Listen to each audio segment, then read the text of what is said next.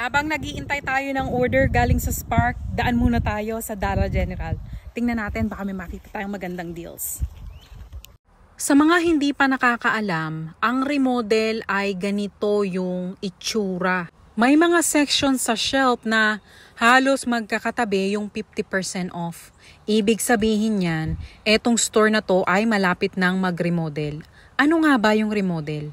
Ibig sabihin, aayusin nila yung store.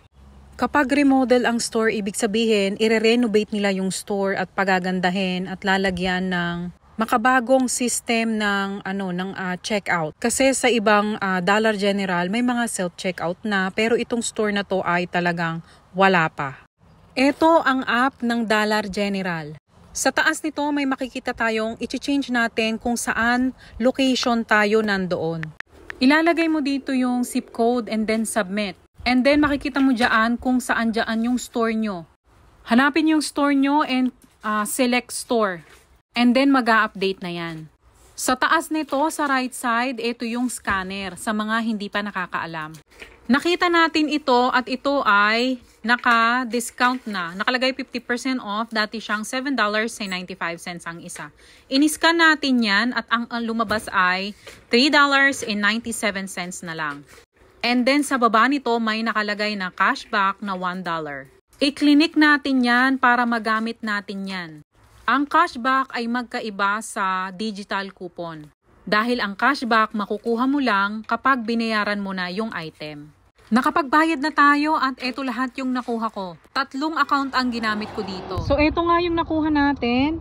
Ang regular presyo niyan ay $7.95. Ayan. At nakasale siya ng 50% off. So yan ang binayaran natin, $3.97 plus yung taxes na 24 cents.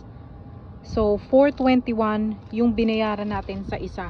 Tapos may bumalik pa sa ating $1 sa wallet. Nasa wallet ng account ng Dollar General. Ito.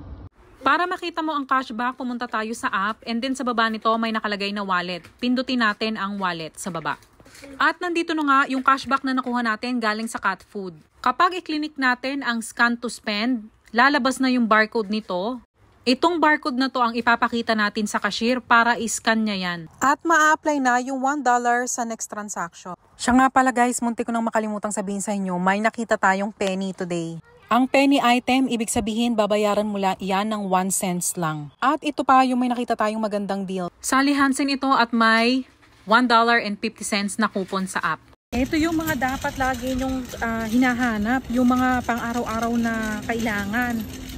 Malaking bagay yung yung 50% off kaysa magbayad ka ng full price. Nakauwi na tayo guys at ito na yung resibo. So ito yung sinasabi ko sa inyo na nakita natin ng 1 cents. Ito siya. 1 cents. Ayun. Concealer. Ayan. Kapag 0 yung sa app, ibig sabihin yan ay 1 cents na lang. Yan ay penny items. Tapos ito naman, nakasale ito ng 50% off. Nakalagay ay $1.65. Ayan. Tapos pwede pa tayong, may nai-apply pa tayo na digital coupon na worth $1.50. Ibig sabihin, ito nakuha natin to ng 15 cents lang. Ikaw ba naman, tatanggihan mo pa yung 50%? Oh, halos araw-araw ginagamit yan. Oh, imbis na wala ka ng pagkain, edi mayroon ulit tayong pang diba? Oh, yan. Who's hungry? Who's hungry? Hey! You're so feisty. Hey! That's mean. Oh, ganyan ang itsura niyan kapag hindi mo pinapakain sa tamang oras. Oh, ganyan, no? Oh, akala mo hindi pinakain ng 1 linggo, oh? Nang iira pa yan, oh. Manang-mana ka kay Nia. Ha, Pepper? Manang-mana ka kay Nia. Look at you.